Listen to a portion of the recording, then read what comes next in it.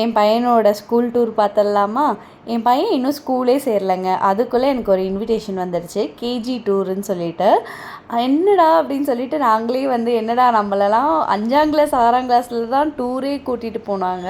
இவங்க என்னென்னா ஸ்கூல் சேர்க்கறதுக்கு முன்னாடி டூரா அப்படின்னு சொல்லிட்டு தான் நாங்களுமே போனோம்.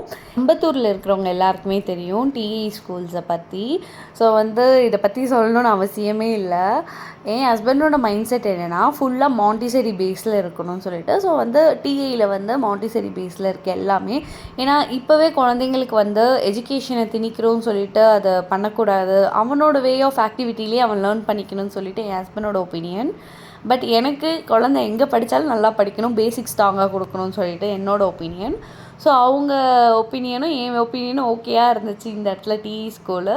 தென் டிஇ ஸ்கூலில் சீட்டு கிடைக்கிறது கஷ்டங்க. அம்பத்தூரில் இருக்க பீப்புள்ஸ்க்கு தெரியும். ஸோ எங்களுக்கு காட் கிரேஸ் கிடச்சிருச்சு, சரி ஓகே அப்படின்னு சொல்லிட்டு போயிட்டோம். ஆக்சுவலி என் பையனை வந்து ஃபஸ்ட் நான் வந்து ஹாப்பி கிட்ஸ் ப்ளே ஸ்கூலில் தான் போட்டிருந்தோம். அது வந்து ப்ரீகேஜிக்கு முன்னாடி ப்ளே குரூப்புன்னு ஒரு இது இருக்குது, அதில் தான் போட்டிருந்தோம். ஸோ அதுலேயே நிறைய இம்ப்ரூவ்மெண்ட்டுங்க. என் பையன் பார்த்தீங்கன்னா நான்லாம் உட்கார வச்சு சொல்லிக் கொடுத்தாலும் அவன் வந்து கவனிக்க மாட்டான், லிசன் பண்ண மாட்டான், படிக்க மாட்டான். பட் எப்படி தான் அந்த டீச்சர்ஸ் பண்ணாங்கன்னு தெரியல. ஏலேருந்து ஆர் வரைக்கும் இப்போவே ஆல்ஃபபெட்ஸ் எல்லாமே அவன் கரெக்டாக சொல்கிறான். தென் ரெக்கக்னைஸ் பண்ணி ஆர் எங்கே இருக்குன்னா சொல்கிறான். தென் ஏபிசிடி வரைக்கும் எழுதுகிறான். சம்டைம்ஸ் ஓன்னு எழுதுகிறான். எனக்கு ஆச்சரியமாக இருக்குது. எப்படி தான் சொன்னாங்க. பட் எனக்கு அந்த ஸ்கூல்லேருந்து வெளியே வர விருப்பம் இல்லை தான். அது வந்து ப்ளே ஸ்கூலில் என்றைக்காக இருந்தாலும் வெளியே வந்து தான் ஆகணும். பட் டிஏயில் பொறுத்த வரைக்கும் ப்ரீகேஜியில் மட்டும்தான் அட்மிஷன்ஸ் ஓப்பன் ஆகும். ஃபுல்லாக நடுவில் எந்த கிளாஸ்லையுமே அட்மிஷன்ஸே கிடையாதுங்க. 11th ஸ்டாண்டர்டில் மட்டும்தான் இதோட அட்மிஷன்ஸ் ஓப்பன் ஆகுது. காட் கிரேஸ் இன்டர்வியூ அட்டன் பண்ணால் நல்லாவே பர்ஃபார்மன்ஸ் நல்லாவே பண்ணான். இது வந்து அந்த ப்ளே ஸ்கூலில் நான் சேர்த்தேன், ஹாப்பி கிட்ஸில் சேர்த்ததுனால தான் மட்டும்தான் இது கிடச்சிச்சு எனக்கு. என்னோடய ஹஸ்பண்டோட ஒப்பீனியன் மாண்டிசரின்னு சொன்னனால தான் நாங்கள் வந்து டிஏயே சூஸ் பண்ணோம். பேரண்ட்ஸுக்குமே வந்து ஒரு மீட்டிங் மாதிரி கண்டக்ட் பண்ணிவிட்டு எந்த மாதிரி அவங்க சொல்லிக் கொடுப்பாங்க, அவங்க லேர்னிங் ப்ராசஸ் எப்படி இருக்கும், தென் அந்த இயர்க்குள்ள சிலபஸ்ஸு, அப்புறம் வீக்லி ஒன்ஸ் வந்து வாட்டர் ப்ளே எல்லாமே இருக்காங்க. டிஏவோட அட்மிஷன் ப்ராசஸ் பார்த்திங்கன்னா ரொம்ப சிம்பிள் தான். அப்ளிகேஷன் வந்து நான் ஃபில் பண்ணியிருந்தேன் ஜனவரி ஃபஸ்ட் வீக்லேயே. தென் வந்து அவங்க கூப்பிட்ருந்த டேட்டுக்கு நாங்கள் போயிருந்தோம். அப்போ பார்த்திங்கன்னா இன்டர்வியூ மாதிரி கண்டக்ட் பண்ணாங்க, பேரண்ட்ஸ்க்கும் சரி கிட்ஸுக்கும் சரி. அவன் போன உடனே நாங்கள் வந்து டாக்குமெண்ட் வெரிஃபிகேஷன்ஸ்க்காக உட்காந்துட்டோம். கிட்ஸ் வந்து இன்ட்ராக்ட் பண்ணுறாங்களான்னு சொல்லிட்டு சுற்றி ஒரு நிறைய டீச்சர்ஸ் வந்து உட்காந்து அந்த கிட்ஸ் என்ன பண்ணுதுன்னு சொல்லிட்டு ஒரு நோட்டு பேடை எடுத்து அவங்களுக்கு மார்க்ஸ் மாதிரி எழுதிக்கிட்டு இருந்தாங்க.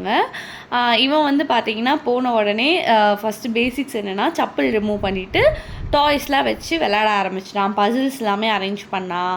அவனுக்கு பிடிச்சது எல்லாத்தையும் பண்ணிகிட்டு இருந்தான். ஸோ வந்து அவங்க அது என்ன சொல்கிறது, இது எல்லாமே வந்து அவன் ஹாப்பி கிட்ஸில் ஆல்ரெடி பண்ணிட்டான்.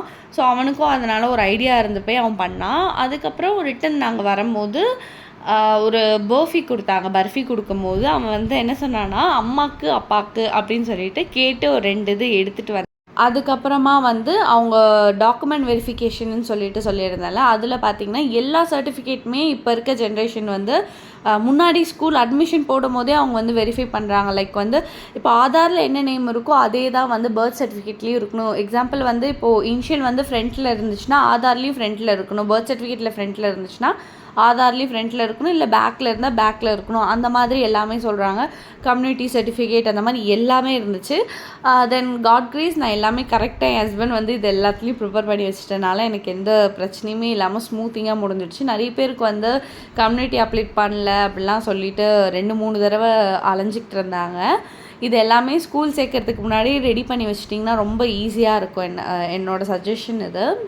எனக்கெல்லாம் வந்து இப்போ தாங்க நான் எல்லாத்துலேயும் ஒன்று ஒன்றா கரெக்ட் பண்ணிகிட்ருக்கேன். என்னோடய எல்லா டாக்குமெண்ட்ஸும் நேம் வந்து சம்டைம்ஸ் ஸ்பேஸ் இருக்கும், இன்னொன்று வந்து இனிஷியல் ஃப்ரண்ட்டில் இருக்கும், இல்லைனா பேக்கில் இருக்கும். இப்போ தாங்க கரெக்ட் பண்ணுறேன். ஆனால் இப்போ இருக்க ஜென்ரேஷனில் ஸ்கூல் சேர்க்கும் போதே வந்து எல்லாமே கரெக்டாக இருக்கணும்னு சொல்லிட்டு ஸ்கூல்லே வந்து டாக்குமெண்ட் வெரிஃபை பண்ணி தான் வாங்குகிறாங்க. ஸோ நீங்களுமே எல்லாமே ப்ராப்பராக வச்சுக்கோங்க ஸ்கூல் சேர்க்க போகிறீங்க அப்படின்னு சொல்லிட்டு இருந்தா. தென் எங்களோட டே வந்து கேஜி டூர் இப்படி தாங்க போச்சு. ஸ்கூல் செம்மையாக என்ஜாய் பண்ணிட்டு வந்துட்டான். தென் அவங்க அப்பா வந்து ஒரு ஸ்கேட் ஸ்கூட்டர் வாங்கி கொடுத்துட்டாரு. வாங்கி கொடுத்தது நாள் ஃபுல்லாக இதே தான் வச்சு இந்த சம்மர் லீவில் இப்படி தான் போக போகுதுன்னு நினைக்கிறேன். தென் உங்கள் வீட்டு குட்டீஸும் என்ன பண்ணுறாங்கன்னு எனக்கு கமெண்ட்டில் சொல்லுங்கள். தேங்க்யூ ஃபார் வாட்சிங்.